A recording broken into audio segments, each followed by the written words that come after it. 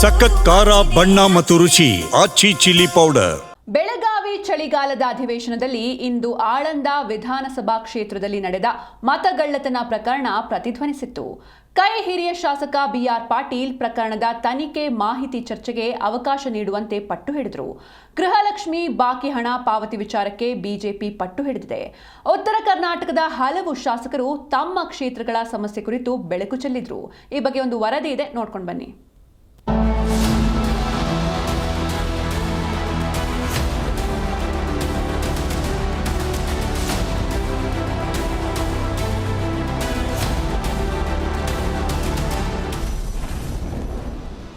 ಸದನದಲ್ಲಿ ಆಳಂದ ವೋಟ್ ಚೋರಿ ಪ್ರಕರಣ ಸದ್ದು.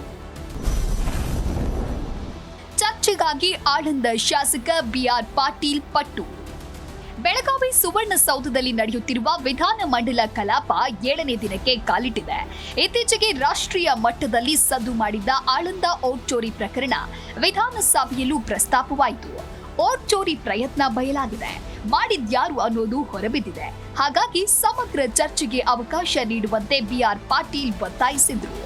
ವೋಟ್ ಚೋರ್ ಅನ್ನುವಂಥವ್ರು ಯಾರು ಅಂತ ಬಹಿರಂಗವಾಗಿದೆ. ಇದರ ಬಗ್ಗೆ ತಾವು ಚರ್ಚೆಗೆ ಅವಕಾಶ ಕೊಡಬೇಕು. ಯಾಕಂದ್ರೆ ಮಾನ್ಯ ಅಧ್ಯಕ್ಷರೇ, ನೀವು ಕೊಟ್ಟಿದ್ದೀರಿ, ಮತ್ತೆ ಕೊಡ್ತಾ ಇದ್ದೀರಿ, ಚರ್ಚೆ ಕೊಡುವ. ಇಲ್ಲ ಕೊಟ್ಟಿದ್ದಾರೆ, ಆಯ್ತು, ಮತ್ತೆ ಕೊಡ್ತಾ ಚರ್ಚೆಗೆ. ಇದು ನನಗೊಬ್ಬನಿಗೆ ಸಂಬಂಧಪಟ್ಟ ಮಾನ್ಯ ಅಧ್ಯಕ್ಷರೇ. ಈ ವೇಳೆ ಎಸ್ಐಟಿ ವರದಿ ಬರಲಿ, ಆಮೇಲೆ ನೋಡೋಣ ಅಂತ ಸುನಿಲ್ ಕುಮಾರ್ ತಿರುಗೇಟು ನೀಡಿದ್ರು. ಮೂಡಾ ಪ್ರಕರಣ, ವಾಲ್ಮೀಕಿ ಪ್ರಕರಣ ತನಿಖೆ ಹಂತದಲ್ಲಿಯೇ ಇಲ್ಲಿ ಚರ್ಚೆಯಾಗ್ಲಿಲ್ವಾ? ಆಗ ಮಧ್ಯಂತರ ವರದಿ ಏನಾದ್ರೂ ಕೊಟ್ಟಿದ್ರಾ ಅಂತ ಪ್ರಶ್ನಿಸಿದ್ರು. ಅಜೆಂಡಾದಲ್ಲಿ ಆ ವಿಚಾರ ಇಲ್ಲ, ನಾಳೆ ಇದರ ಬಗ್ಗೆ ಚರ್ಚೆಗೆ ಅವಕಾಶ ನೀಡ್ತೇನೆ ಅಂತ ಹೇಳಿ ಸ್ಪೀಕರ್ ಖಾದರ್ ಭರವಸೆ ನೀಡಿದ್ರು. ಈ ವೇಳೆ ಸದನದಲ್ಲಿ ಪರಸ್ಪರ ವಾಕ್ಸಮರ ಶುರುವಾಯಿತು. ನೀವು ಸುಮ್ಮನೆ ದಿಢೀರ್ ಅಂತೇಳಿ ಚರ್ಚೆಗೆ ಅಂತ ತಗೊಂಡ್ಬಿಟ್ರೆ ಆಗಲ್ಲ. ಎಸ್ಐಟಿ ವರದಿ ಏನಾದ್ರು ಮಂಡನೆ ಮಾಡ್ಲಿ, ಧರ್ಮಸ್ಥಳದ ಎಸ್ಐಟಿ ವರದಿ ಮಂಡನೆ ಮಾಡ್ಲಿ,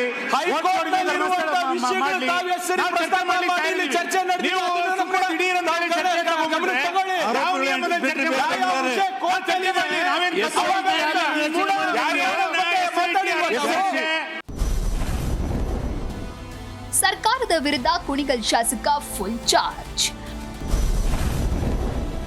ಅನುದಾನ ತಾರತಮ್ಯದ ಬಗ್ಗೆ ರಂಗನಾಥ್ ಆಕ್ರೋಶ. ಇನ್ನು ಸ್ವಪಕ್ಷೀಯ ಶಾಸಕನೇ ಸರ್ಕಾರ ಸಿಎಂ ವಿರುದ್ಧ ತಿರುಗಿಬಿದ್ದ ಘಟನೆಗೆ ವಿಧಾನಸಭೆ ಕಲಾಪ ಸಾಕ್ಷಿಯಾಯಿತು. ಕುಣಿಗಲ್ ಕ್ಷೇತ್ರಕ್ಕೆ ಅನುದಾನದಲ್ಲಿ ತಾರತಮ್ಯ ಮಾಡಲಾಗ್ತಾ ಇದೆ. ಮಧುಗಿರಿಗೆ 100 ಕೋಟಿ ಅನುದಾನ ಕೊಡ್ತೀರಾ, ಆದ್ರೆ ಕುಣಿಗಲ್ಗೆ ಕೊಟ್ಟ ಅನುದಾನವನ್ನ ತಡೆ ಹಿಡಿಯುತ್ತೀರಾ ಅಂತ ಕುಣಿಗಲ್ ಕಾಂಗ್ರೆಸ್ ಶಾಸಕ ಡಾಕ್ಟರ್ ರಂಗನಾಥ್ ಸಿಎಂ ವಿರುದ್ಧವೇ ಅಸಮಾಧಾನ ಹೊರಹಾಕಿದ್ರು. ಈ ವೇಳೆ ಸಿಎಂ ಆ ರೀತಿ ಏನಾದ್ರೂ ಅನ್ಯಾಯವಾಗಿದ್ರೆ ಸರಿಪಡಿಸೋಣ ಅಂತ ಸಮಾಧಾನ ಮಾಡಿದ್ರು. ನಾನು ಆಕ್ರೋಶ ಏನಿಲ್ಲ ಮಾನ್ಯ ಸಭಾಧ್ಯಕ್ಷರೇ, ಮಾತಾಡದೆ ಈಗ ಮುಖ್ಯಮಂತ್ರಿಗಳು ಮುಂದೆ ಅಪಾರವಾದ ಗೌರವದಲ್ಲಿ ಕೇಳ್ಕೊತಾ ಇದ್ದೀನಿ. ನನ್ನ ತಾಲೂಕಿಗೆ ರಕ್ಷಣೆಗೆ ಯಾವ ರೀತಿ ಇಲ್ಲಿವರೆಗೂ ಬಂದಿದ್ದಾರೆ, ಇದನ್ನು ಒಂದು ಹೆಜ್ಜೆ ಬರಬೇಕು ಅಂತ ಹೇಳಿ ತಮ್ಮ ಮೂಲಕ ಕೇಳ್ಕೊತೀನಿ ಮಾನ್ಯ ಸಭಾಧ್ಯಕ್ಷರು.